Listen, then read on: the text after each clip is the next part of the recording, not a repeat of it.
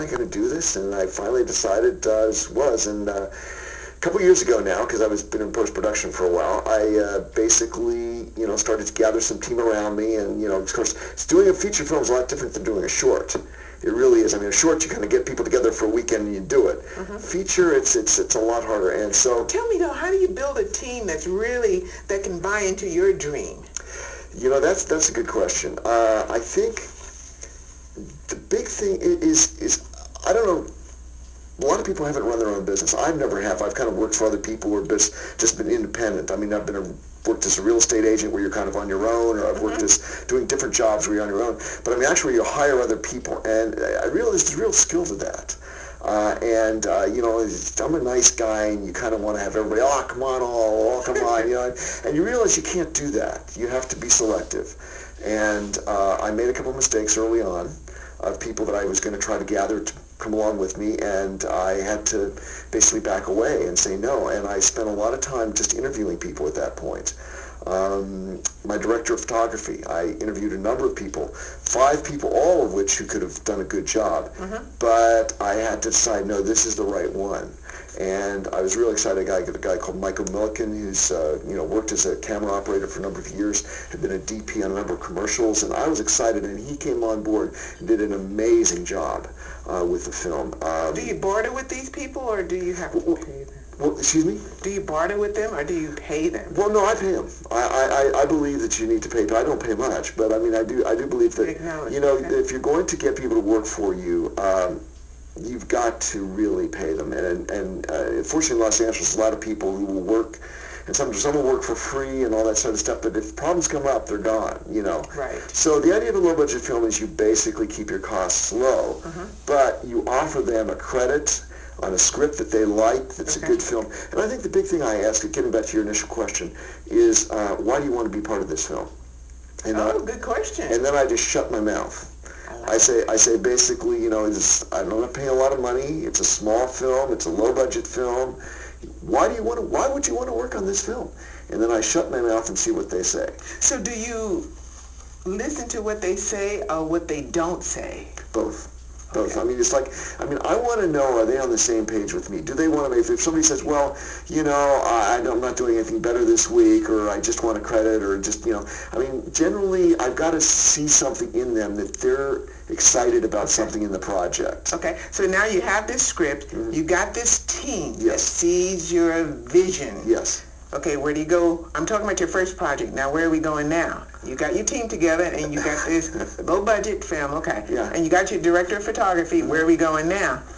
I want to hear the journey to your first. Well, it's kind of the journey is kind of chaos. I mean, I'm a very organized person. I had all these charts. I was going to do this and this week and this and this week, and it never worked out. I mean, I was there 2 months before production, and I realized I was in big trouble. It's like watching a train wreck happening. Oh, wow. And at that point I realized I was going to get a production manager on about a week before the shoot, because I was producing the thing as well as directing. Were you doing everything?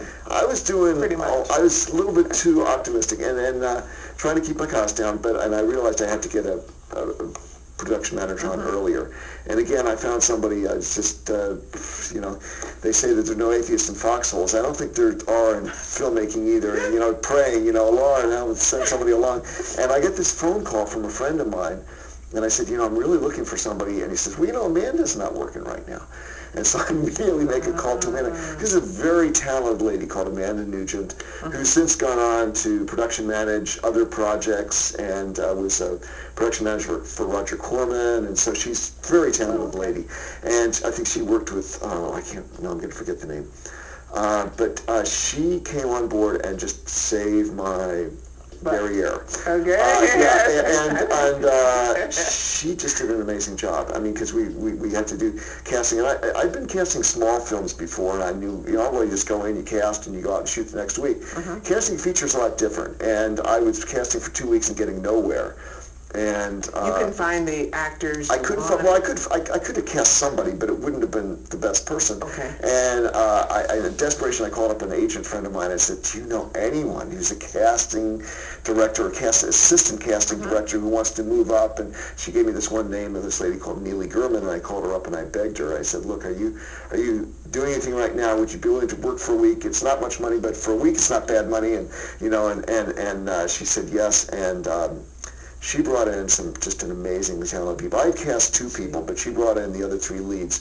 A guy called Bruce Michael Hall, who's a soap opera actor, is just very talented guy. He's also in your upcoming project too, isn't he? This is the one. No, this is the one he's in. Bruce Michael Hall. Okay. Is this the project we're talking about now? Yes, The Fall of Night. Yes. Okay, because this is your first feature. This is my first feature. Yes. Okay. Bruce Michael Hall. He is just a very talented guy, and everybody who's seen the film comments on his acting. Not as well known yet, but I think he's a very talented guy. Another is, I was very fortunate. The casting director had contacted agencies, and she got me in touch with this one lady called Persia White, who's pretty well known. I don't watch as much TV as others, but she's been a lead on the TV show called Girlfriends, which just finished their 8th season. Okay, pretty woman. I saw her. Very pretty woman and very talented lady. She also done a lot of other things. I saw a reel from NYPD Blue and some other things. And she came in. It was a kind of a different casting choice, but I thought about it. I thought, she might be just the right person for this role, because I was looking for something a little different. I wanted a very attractive lady who could have been seen as a former model. Well, that was her. Yeah, and she came in, and of course she just nailed the part. She did an excellent read, and I was very fortunate she was even willing to audition, because obviously she's got a lot of credits, and fortunately we got her. And and you also had Tony Longo. Tony Longo, who's a very well-known character actor. He's been in a number of films as a character actor. He's Mulholland Falls, How to Lose a Guy in great little part in How to Lose a Guy in 10 Days. He's been in a number of TV shows as a regular. He always kind of plays the tough guy.